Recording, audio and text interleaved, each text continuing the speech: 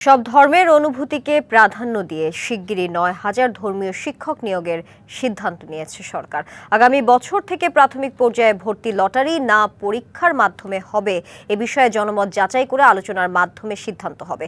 সংসদে এসব কথা জানিয়েছেন শিক্ষামন্ত্রী আনম এহসানুল হক। এদিকে জাতীয় সংসদের নোট দেখে পড়া থেকে বিরত থাকতে সংসদ সদস্যদের পরামর্শ দিয়েছেন স্পিকার।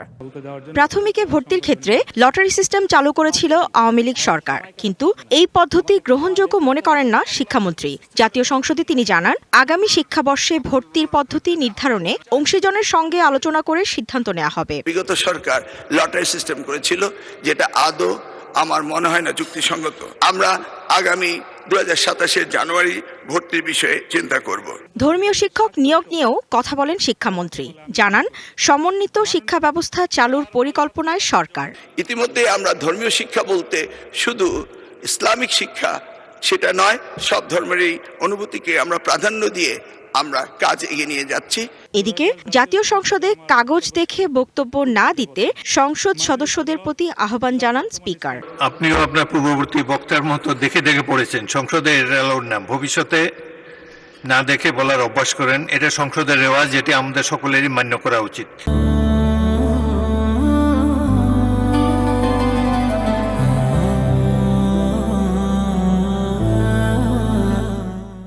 সম্পূরক প্রশ্নের জবাবে সমাজ কল্যাণ প্রতিমন্ত্রী জানান, সামাজিক নিরাপত্তা বেষ্টনীর আওতাভুক্ত সুবিধাভোগীদের এক ছাতার নিচে আনার চেষ্টা করা হবে। আমরা হয়তো ক্রমান্বয়ে চেষ্টা করব যে একটি ইন্টিগ্রেটেড সিস্টেমের মাধ্যমে আমরা সমস্ত ভাতাভোগী যারা আছেন তাদেরকে একটি কার্ড, একটি পরিবারের আওতায় আনার জন্য, এবং সম্মিলিতভাবে 29 মার্চ পর্যন্ত মুলতবি করা হয়েছে জাতীয় সংসদের অধিবেশন।